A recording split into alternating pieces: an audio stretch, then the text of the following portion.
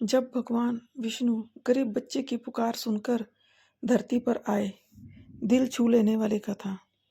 कहते हैं भगवान विष्णु अपने भक्तों की पुकार कभी अनसुनी नहीं करते। लेकिन क्या सच में भगवान किसी इंसान का रूप लेकर धरती पर आते हैं?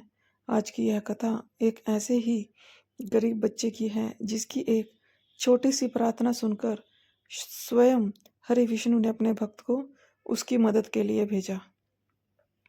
जय श्री हरि, जय श्री विष्णु। प्रेम से बोलिए नारायण नारायण। दोस्तों, आज की यह कथा सिर्फ एक कहानी नहीं बल्कि विश्वास, दया और भगवान विष्णु की कृपा का जीवंत उदाहरण है। इस कथा को अंत तक जरूर सुनिएगा, क्योंकि हो सकता है आज भगवान आपसे कुछ कहना चाहते हों। एक छोटा सा गांव था। गांव के बाहर एक गरीब बच्चा अपनी बूढ़ी माँ के साथ रहता था। घर इतना छोटा था कि बारिश में छत टपकती थी और खाने के लिए भी कभी कभी सिर्फ सूखी रोटी ही मिलती थी। लेकिन उस बच्चे के मन में कभी शिकायत नहीं थी। वह रोज सुबह उठकर सबसे पहले भगवान विष्णु की छोटी सी तस्वीर के सामने दीपक जलाता और कहता, हे नारायण, मेरे पास देने के लिए कुछ नहीं है, बस मेरा विश्वास हमेशा बनाए रखना। उसका नाम था गोपाल। गोपाल रोज जंगल से फूल तोड़कर लाता और बाजार में बेचता था। उन्हीं पैसों से उनका घर चलता था। जेठ की तपती दोपहर थी। धरती आग की तरह जल रही थी। लोग जूते पहनकर भी परेशान थे, लेकिन छोटा गोपाल नंगे पैर सड़क पर फूल बेच रहा था। उसी के उसके पैरों में बड़े बड़े छाले पड़ चुके थे। हर कदम पर दर्द होता था, लेकिन फिर भी उसके चेहरे पर भगवान विष्णु का नाम था। वह धीरे धीरे बोल रहा था, नारायण नारायण, बस आज सारे फूल बिक जाएं प्रभु, ताकि माँ के लिए दवाई ले जाऊं। लोग आते, फूल देखते, मोल भाव करते और चले जाते। किसी ने उसके पैरों की तरफ नहीं देखा। उसी समय बैकुंठ लोक में भगवान विष्णु माता लक्ष्मी के साथ विराजमान थे। भगवान विष्णु की आंखें अचानक नम हो गई। माता लक्ष्मी ने पूछा, प्रभु क्या बात है? भगवान विष्णु मुस्कुराए और बोले, लक्ष्मी, मेरा एक छोटा भक्त बहुत पीड़ा में है। उसके पैरों में छाले हैं, लेकिन उसके मुख पर फिर भी मेरा नाम है। माता लक्ष्मी बोली, हे प्रभु, देर किस बात की है? अपने भक्त की सहायता कीजिए।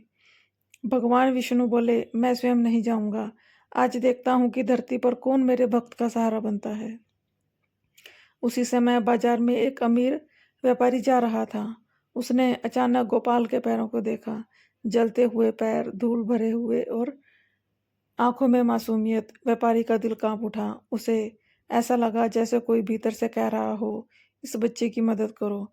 वह तुरंत पास की दुकान पर गया, एक नई जोड़ी जूते खरीद लाया।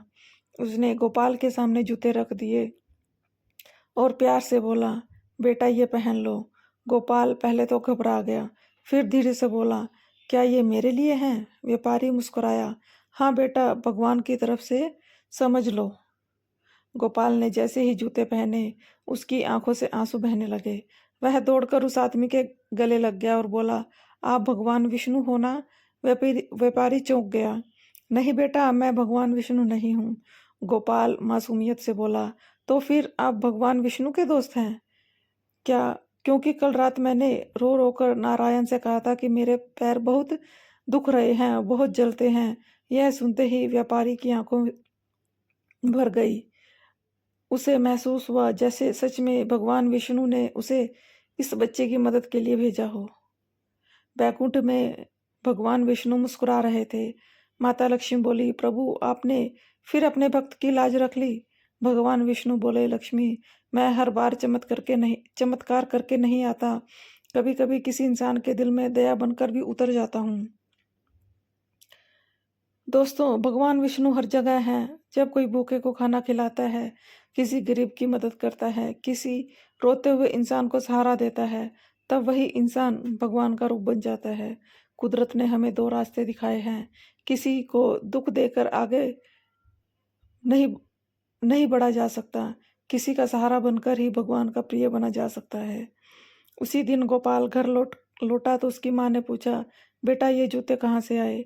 गोपाल मुस्कुराया और आसमान की तरफ देखकर बोला, माँ आज भगवान विष्णु ने अपने दोस्त को भेजकर मुझे दोस्त को भेजा और उस दोस्त ने मुझे ये जूते दिए हैं। अगर आपके दिल में भी किसी के लिए दया है, तो समझ लीजिए भगवान विष्णु की कृपा आप पर ज़रूर है। प्रेम से बोलिए जय श्री हरि, जय लक्ष्मी नारायण। अगर आपको यह कथा पसंद आई हो, आपके दिल को छू गई हो, तो वीडियो को लाइक करें, चैनल को सब्सक्राइब करें और कमेंट में लिखें जय श्री नारायण हरि। धन्यवाद दोस्तों।